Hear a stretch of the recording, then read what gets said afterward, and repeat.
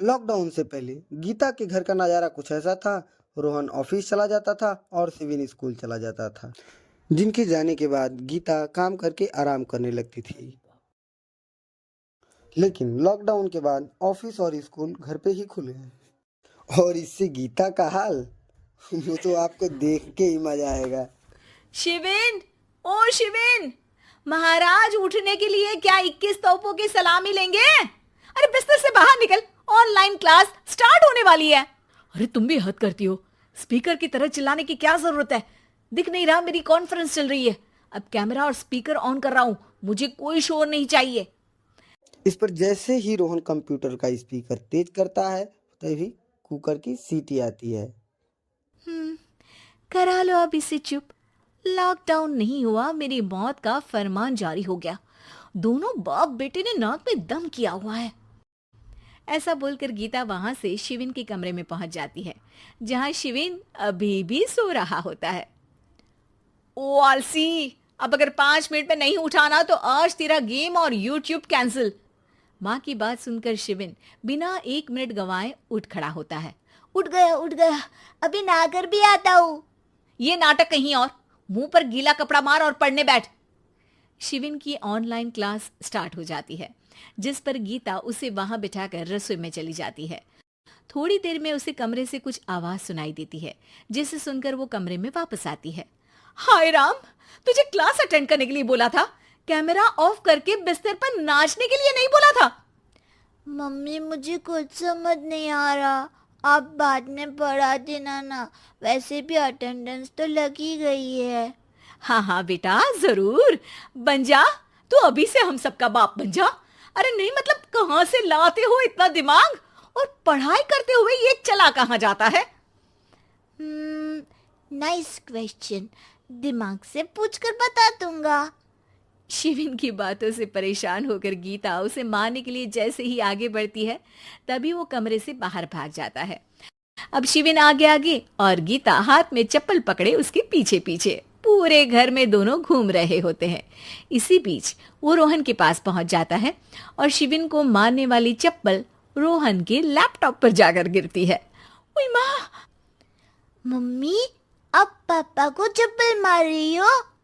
वो आज तक के रिपोर्टर, चुपचाप जाकर क्लास अटेंड कर ले, नहीं तो अगली तेरे पीछे लगेगी। इस पर शिविन वहां से चला जाता है, जिसके बाद रोहन गीता से कहता है, इस सर्कस के लिए कुछ बोलना चाहोगी? अरे क्या करूं, जब से तुम दोनों घर में रहने लगे हो, घर अपने आप ही सर्कस बन गया है और मैं तुम्हारी नौकर। कभी बेटी को संभालो तो कभी बाप के नखरे उठाओ। इन्हीं सब उथल पुथल में दिन बीतते रहते हैं, जिसमें हर रोज घर के अंदर कुछ नया सियप्पा खड़ा मिलता है, जो ज्यादातर शिविन और रोहन की ऑनलाइन स्कूल और ऑफिस से रिलेटेड ही होता है। एक सुबह, शिविन चल उठ, आज की क्लास जल्दी है। कैमरा ऑफ करके आप अटेंड कर लो। अरे ऐसे छित्तर पड़ेंगे, दादी नानी सब एक साथ याद आ जाएंगी।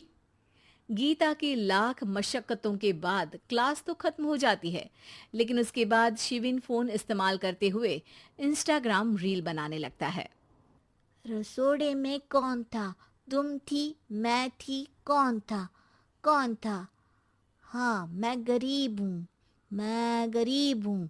अरे ओ गरीब के बेटे, आजा, मैं बनाती हूँ तुझे गरीब। मैं बताती हूँ रसोड़े में कौन था। पढ़ाई करने बोलो तो इनकी माँ मर जाती है, और ये पागलपंतियां जितनी मर्जी करा लो। गीता शिविन को डांट रही होती है, तभी रोहन बीच में बोल पड़ता है। अरे बच्चा ही तो है, इतना गुस्सा क्यों कर रही हो? बेटे का साथ देने की इसी एक कोशिश में अब शिविन के साथ साथ रोहन भी गीता के गुस्से की सूली पर चढ़ जाता है। अगर बेटे पर इतना ही प्यार आ रहा है तो इसे क्लास अटेंड क्यों नहीं कराते, इसका होमवर्क क्यों नहीं कराते? उस समय तो बहुत जल्दी मीटिंग आ जाती है, वो काम मैं करूं और यहाँ इस बेफिजुली की चीज में तरफदारी करके बन जाओ महान।